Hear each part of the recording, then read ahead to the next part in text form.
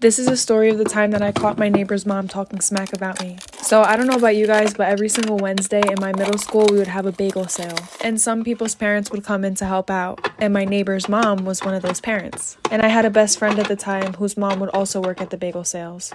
But this best friend of mine, her mom never let us hang out with each other because she felt that I was a bad influence on her. When in reality, it was the complete opposite. She was the one that snuck the boys in her house, if you guys remember that story time, where they peed in a flower pot. So basically her mom wouldn't let us hang out. And sometimes my friend would go with her mom in the morning, basically as a ride to school, and to help out with the bagels too. And one day when she went in with her mom, my neighbor's mom also was there too. So my friend starts eavesdropping into their conversation, and my friend's mom brings me up and says how much of a bad kid I am and a bad influence. And my neighbor's mom was like, "Oh wow, that's my neighbor, like we always suspected something bad about her, our whole entire neighborhood knows this about her," basically making stuff up about me. So then I go home crying. Imagine TikTok being so powerful that they actually help you identify the person that almost murdered you. On my For You page the other day, I found this viral video that you guys might recognize, which states videos I took before almost being hunted and murdered. I clicked on her page, listened to her story, and was like, I have to know more. So I reached out and got the full thing. This is the case of Flowers Don't Growl. April 29th through April 30th of 2019, Taylor and her boyfriend Chris decided to take a trip to Falls Creek Falls, Tennessee. Taylor was 5 months pregnant at the time, so they figured they needed one last little trip before they were going to have a baby. And Taylor swore that Chris was going to propose. So that's why she documented so much of this trip, not even realizing that later on it was going to be used as evidence. So they set up at their assigned camping lot. They spent their time hiking, exploring, having fun. Taylor would collect flowers along the way to document it for memory's sake, but please keep these flowers in mind. And then on the second day, everyone from their assigned area was extremely toxic best friend story time. So when I was in 8th grade, there was this boy. And this boy would go around telling almost every girl that he liked her. And I was one of those girls. And he would do stuff with all of us. And there were like 11 of us. So we all hated each other. Especially this one girl, and we're gonna call her Abby. And every time we saw each other, we would be super mean to each other. Well, a year passed, we stopped talking to this kid, and I bumped into her at homecoming and basically apologized. So after that, we became best friends. And everything was good until every time I told her about a guy, she would start talking to them. Like this one boy that I was Snapchatting and talking to, she accidentally sent nudes to him and said, "Oh, sorry, I meant to send them to my boyfriend." So then she called one of my other best friends and said, "No, it actually wasn't an accident." And of course he told me. So luckily this is not my real mom. This is my stepmom. Her and my dad married a few years ago. So my family and my boyfriend's family are pretty close. My boyfriend's parents and my parents, aka my stepmom and my dad, get along with his parents. A little backstory on my stepmom. After my dad and my mom got divorced, he met her and they started dating pretty quickly. And they got married after only 5 months of having dated. So she becomes my stepmom, but she never really made any effort to get to know me. And I never really liked her. Like, she gave me a weird feeling. So my boyfriend and his family asked us to go on a camping trip one time. And my dad and I didn't really want to go because we never really go out. But my stepmom was super keen on going and she finally convinced us to go, so we ended up going. I mean, in the back of my mind, I was like, wait, why do you want to go to this camping trip so much? We finally get there and set up our camping tents. That's when my dear stepmom says that she doesn't want me and my boyfriend sleeping in the same tent just in case we try to do something. In other words, she didn't want him and I to do the dirty. Why? Because she was hoping that my boyfriend and her would do the dirty. Part 2 is up. Today in English class, our English teacher was going through the rules again, just because I guess like some people were forgetting them or like breaking the rules. So anyway, she was like, just to remind you guys, there's no food in class, no talking to your neighbor without permission, and if I catch you with your phones, then you're gonna have it taken away and your parents are gonna have to come get it. And when she said that part about the phones, this kid raised his hand, and he's like a really creepy kid. And he was like, well, what if I shoot you?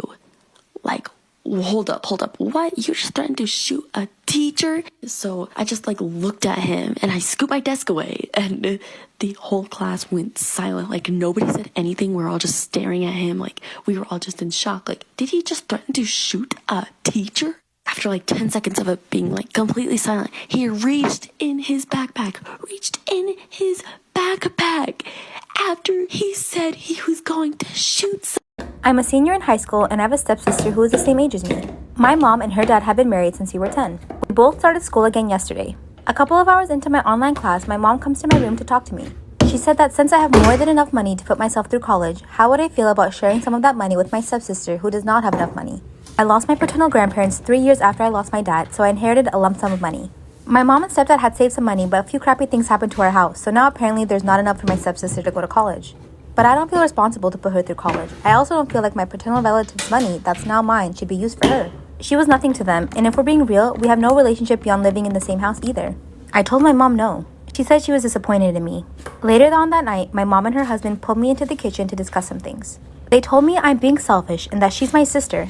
I said even if she is my sister, it's not my job to help her through college, and that's my money, and it will not be used for something I do not approve of. Apparently, I'm the asshole for refusing, according to them. So it got me thinking, did I help my stepsister out?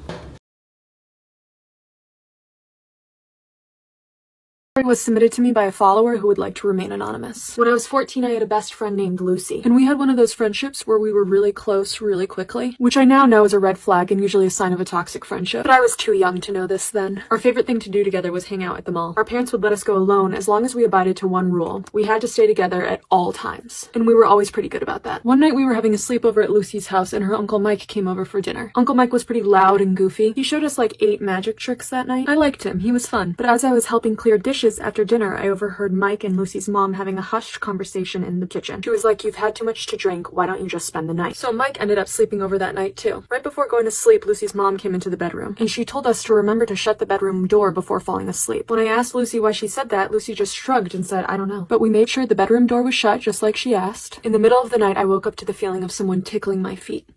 So I was having a sleepover at Lucy's house and I woke up in the middle of the night to someone or something tickling my feet. I scream and then I hear shuffling. Lucy wakes up and she's like, "What's wrong?" And I tell her that something was tickling my feet, but she doesn't believe me. I'm like, "Well, why is the door open? We shut it before we went to sleep." And she goes, "Relax. Sometimes it happens because there's a draft in the house." And I tell her that I think it was her uncle who was tickling my feet and she goes, "Oh, come on, you're hallucinating." And honestly, at the time I had a bad feeling about Lucy's reaction. It felt like she was gaslighting me and I had no idea why. A few weekends later, Lucy and I are chilling at the mall on a Saturday afternoon. My parents let us go to the mall together alone, but their one rule is that we have to stay together the whole time. They call it the buddy system. So that day, Lucy's acting weird. She keeps looking around nervously and checking her phone. She says she has to go to the bathroom, and I'm like, "Okay, I'll go with you." Because we always go together, even if the other person didn't have to pee. And Lucy's like, "No, I'll go alone. I'll be quick." And I'm like, "No, I'll just go with you." And she snaps really aggressively, and she's like, "Just stay here." And then she spins around and sprints away from me.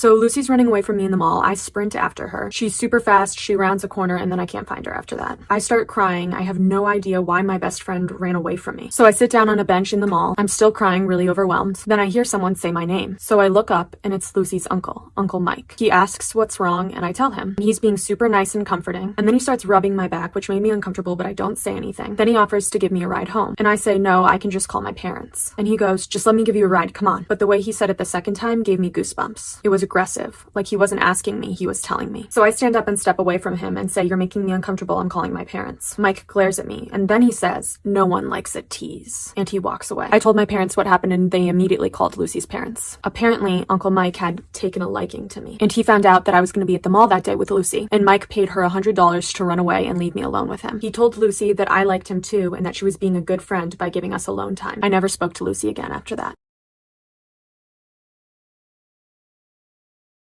Been helping my friend plan her wedding for months. We bought her dress together, brainstormed over color schemes and decor for her big day. I was so excited. She had told me that she was going to take care of all the bridesmaids' dresses and all I had to do was give her my measurements.